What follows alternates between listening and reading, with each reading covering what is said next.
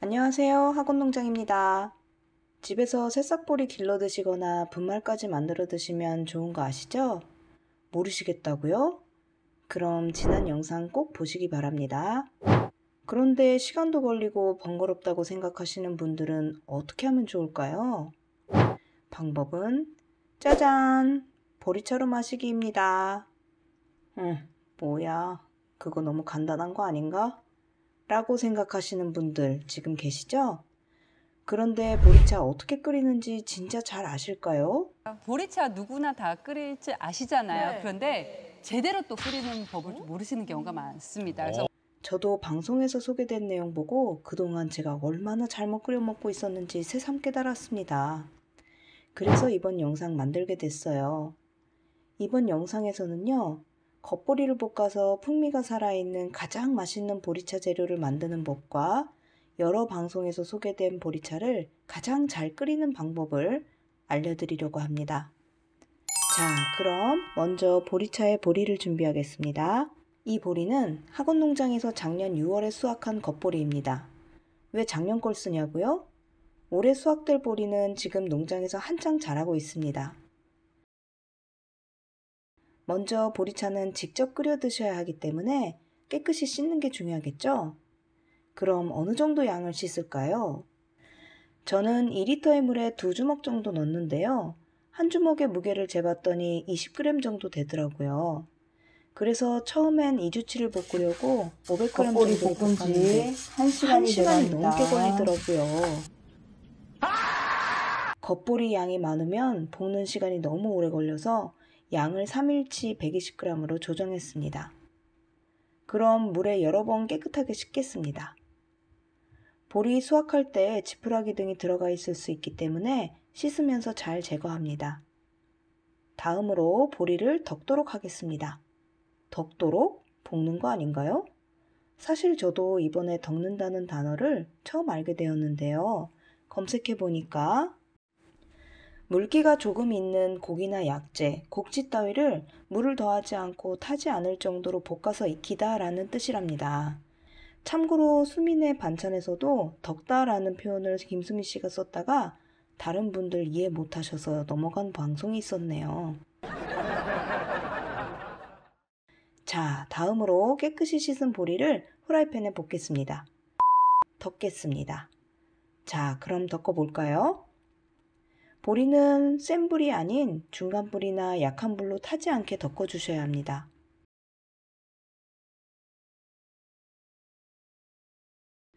와, 점점 고소한 보리차 향이 나고 있습니다. 색깔이 점점 갈색으로 바뀌고 있죠? 드디어 완성! 정말 토실토실하게 윤기가 자르륵 흐르죠? 원래 이랬던 겉보리가 맛있는 보리차로 변신! 혹시 다른 보리차가 있으시면 한번 비교해 보세요.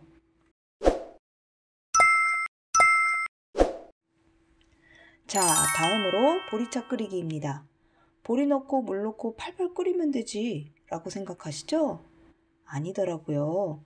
방송을 보니까 보리차를 정말 잘 끓여 마시려면 몇 가지 중요한 점들이 있습니다. 꿀팁 하나.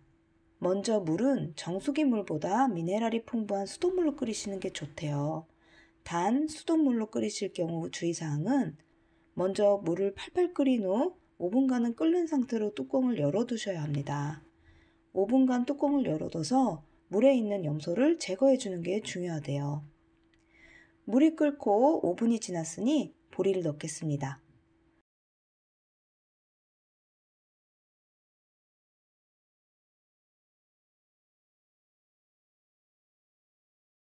꿀팁 둘. 끓이는 중간에 소금 한 자밤, 한 꼬집을 넣으시면 보리차의 맛이 더욱 진해진답니다. 하지만 저는 소금을 안 넣는 게 보리차 맛이 깔끔해서 더 좋더라고요. 소금은 취향대로 해주세요. 꿀팁 셋. 다음으로 10분간 끓인 다음에는 불을 끄고 10분간 뜸을 들입니다. 이때 보리에서 미네랄과 맛이 좋아지는 성분이 나온대요. 구수한 향이 정말 좋네요. 방향제가 따로 없어요. 전 손님이 오시기 전 집안 냄새가 신경 쓰일 때 보리차를 끓인답니다. 고기나 생선 구운 후에 냄새 없앨 때도 아주 좋아요. 이거야말로 꿀팁이죠? 꿀팁 넷. 다음으로 반드시 지켜야 할 사항이 있습니다. 10분 뜸을 들인 후 반드시 보리는 건져내야 한다는 것입니다. 덮은 보리는 숯처럼 중금속을 흡수하는데요. 계속 두면 다시 중금속이 배출이 되고요. 영양 성분도 다시 보리에 흡착된다고 합니다. 오래 우리려고 그냥 두시기도 하실 텐데요. 꼭 건져내셔야 합니다. 보리차를 뜸을 들이는 동안 보리알이 다 가라앉기 때문에 망으로 잘 안 건져져요.